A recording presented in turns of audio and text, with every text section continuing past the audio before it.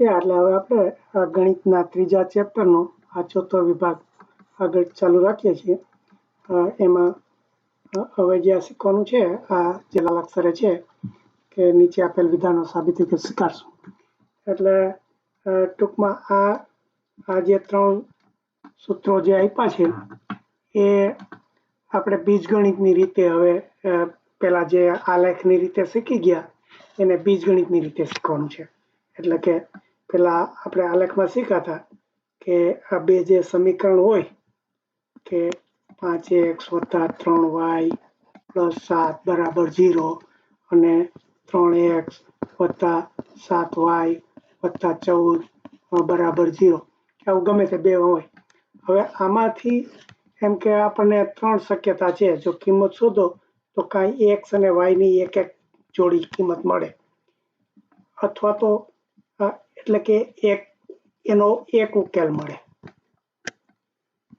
અથવા તો કાંઈ પણ ના મળે કારણ કે એ સુસંગત ના હોય તો શૂન્ય ઉકેલ મળે. એટલે પહેલું આ બીજી શક્યતા અને ત્રીજી શક્યતા એ કે અનંત ઉકેલ મળે. એટલે કે x ને y ની જોડી ઘણી બધી થાય કે જ્યારે થાય એ આપણે ગ્રાફ દોર્યો ને શીખા. હવે આને આ વસ્તુ આપણે સૂત્રોની રીતે બીજગણિતની રીતે શીખવાનું. તો સૂત્રો બનાવવા માટે શું છે, આ જે આગળના છે એને સહગુણકમાં આપણે ફેરવી નાખીએ.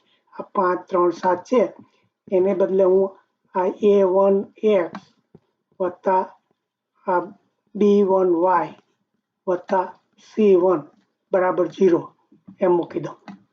એટલે આ એક સમીકરણ થયું. આ બીજું સમીકરણ શું થયું કે એને હું આ જે સહગુણક છે અને a1 ને બદલે આ બીજું સમીકરણ છે એટલા માટે a2 કહું. a2x પછી આ 7 છે એની જગ્યાએ હું આ b2y અને આ 14 છે એની જગ્યાએ c2 કહું. એટલે આવી રીતે આપણે આ બે સૂત્રો છે બીજગણિતની રીતે મૂક્યા.